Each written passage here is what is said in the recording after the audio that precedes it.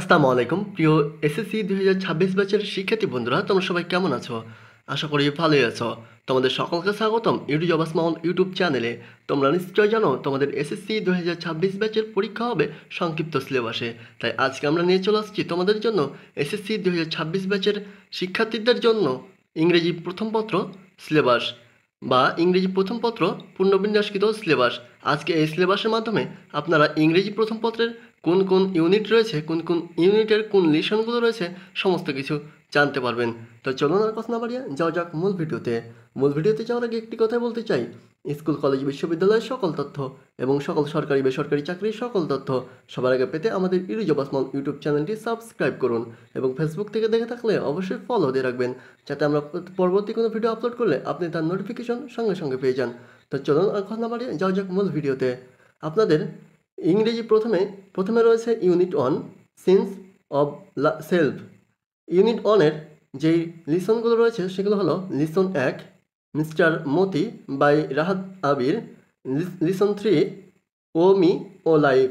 এরপর রয়েছে unit 2 climate চেঞ্জের যেই টপিকগুলো রয়েছে বা যে লিসনগুলো রয়েছে সেগুলো হলো lesson 1 the grid of the mighty rivers, lesson 2 environmental pollution, lesson 3 means of climate, lesson 4 whale of cyclone। এরপর রয়েছে lesson 5 a friend of the earth। এরপরে রয়েছে ইউনিট 3 পাস্ট টাইমসের যেই লিসনগুলো রয়েছে সেগুলো হলো lesson 1 have you any favourite pastime. এরপর রয়েছে লিসন 2 রিডিং রিয়েলি হেল্পস। এরপর রয়েছে lesson 3 change in pastime. এরপর রয়েছে lesson 4 change in pastime in Bangladesh. এরপর রয়েছে লিসন 5 পাস্ট টাইম ভ্যারি। এরপরে রয়েছে ইউনিট 6 আওয়ার নাইজ আওয়ার্সের যেই লিসনগুলো রয়েছে সেগুলো হলো lesson 1 Nepal the land of the Everest. এরপর রয়েছে lesson 2 Sri Lanka the pearl of the Indian Ocean. এরপর রয়েছে লিসন 3 দি মালদ্বীপস। এরপর lesson 4 India unity in diversity. এরপর রয়েছে lesson 5 Bhutan the land of happiness. এরপর রয়েছে ইউনিট 10 যেই টপিকগুলো রয়েছে ড্রিমসের যে টপিকগুলো রয়েছে সেগুলো হলো lesson 1 I have a dream, lesson 2 what I dream to be, lesson 3 they had dreams part 1, lesson 4 they had dreams part 2। এরপর রয়েছে ইউনিট 11 বা ইউনিট 11-এর যেই টপিকগুলো আপনাদের যে লিসনগুলো রয়েছে সেগুলো হলো lesson 1 books, lesson 2 two mothers remembered. এরপর রয়েছে lesson 3 the sands of Dee. এরপর রয়েছে lesson 4 time you old gypsy man. এরপর রয়েছে lesson 5 stopping by woods on a snowing evening. এরপর রয়েছে lesson 6 the purple jar part 1, lesson 7 the purple jar part 2, lesson 8 the purple jar part 3। এরপর রয়েছে lesson 9 a pound of flash. এরপর listen 10 দি 3 ক্যাস্টিক্স। এরপর রয়েছে listen 11 দি trial. এরপর রয়েছে unit 13-এর lonely লাইন্সের যে লিসনগুলো রয়েছে সেগুলো হলো lesson 1 what is loneliness. এরপর রয়েছে লিসন 2 সলিটিউড। এরপর রয়েছে lesson 3 the story of an hour. এরপর রয়েছে ইউনিট 16 গ্রাফিটির যেটা রয়েছে সেটা হলো NA। এরপর রয়েছে আনসিন প্যাসেজ থেকে কি আপনাদের পড়বে চলুন আমরা দেখে নিই। আপনাদের আনসিন প্যাসেজ থেকে কিসের উত্তর করতে হবে। আনসিন প্যাসেজ থেকে information transfer, summarising, matching, rearrange, এই 4টা করা লাগবে আপনাদের আনসিন প্যাসেজ থেকে।